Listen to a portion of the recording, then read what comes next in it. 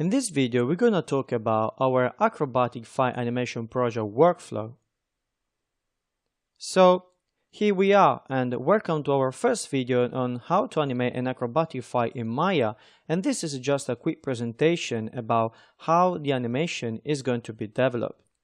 So, before jumping into Maya and start to animate, there are a few steps that we have to go through, and one of them is create a concept, create ideas. So before we step onto the animation, there are a few questions that we need to ask to ourselves to get a better idea of what we want. And one of the questions are, what kind of animation do we want to create? We want to create a performance, an acting, or a fighting animation. Obviously, for the purpose of this tutorial, we won't create a performance, we won't need any acting animation, but we want a fighting animation. So now that we are sure that we want a fighting animation, what kind of fighting style do we want to introduce into our animation? So here I've got listed few of the fighting techniques that we might choose. And we have Jiu-Jitsu, Judo, Karate, and Capoeira. Jiu-Jitsu and Judo and Karate, they come from the Asian culture, so is more martial. That's why it's called martial art. So Jiu-Jitsu and Judo are mostly based on a contact and drop the opponent on the floor, but Judo is more grab the whole body weight of the opponent and drop it on the floor using the imbalance of the opponent to make his technique. Instead, Jiu-Jitsu is based as well on the imbalance of the opponent, but more based on joints, so more arm breaking and more strangulation, basically.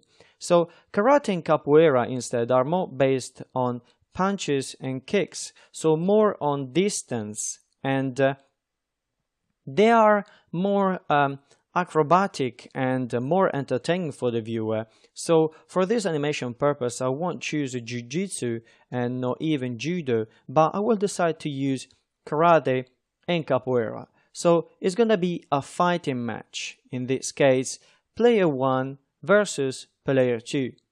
This is just a quick explanation just to understand what I'm talking about. So after that we know that our fighting styles are defined, we want to decide where is going to be developed our animation. And we need to decide the environment where the animation is going to take place. So I've decided that the environment is going to be a tournament. So a fighting match. So after that, and we have our strong concept, we can start sketch our ideas, and we can use a 3D software to do that. So grab our dummy and pose our character or any kind of character rig. Or we can use our thumbnails. So the thumbnails are the quickest way and the most straightforward way to pose a character and set up even the timing. And here there are few examples about how a 3D sketch it can be made, for example. Even set up cameras and let's say shoot the best moment to tell the story. This is always very important. After that, we can start to get our references, and we can look for references on Google or YouTube, on books, or grab some friend who practice already martial arts and helps us to get our best reference or where to find the good reference for the martial art. But when I talk about books, I mean encyclopedia, so somewhere there are strong documentation and basics about the martial art. Or even you can record yourself as a reference if you are very athletic and you got the skills to do it. Well, I used to practice martial arts years ago, so I recorded myself, and I hope to don't disappoint you when we're gonna watch our reference. So after that, and we got our sketching and our concept, we are ready to jump into Maya, grab our card and set up our first blocking pass. So we're gonna do all this in stepped curves, and we're gonna set up our key poses and the breakdowns.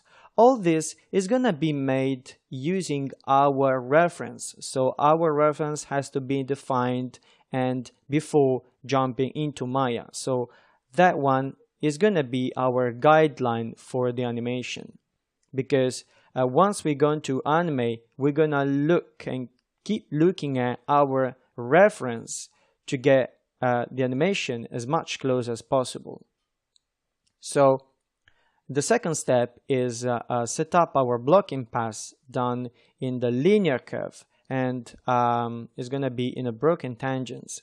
And with that said, we're going to set up better our timing and fix extra poses and give more appeal onto the character and tell more the story.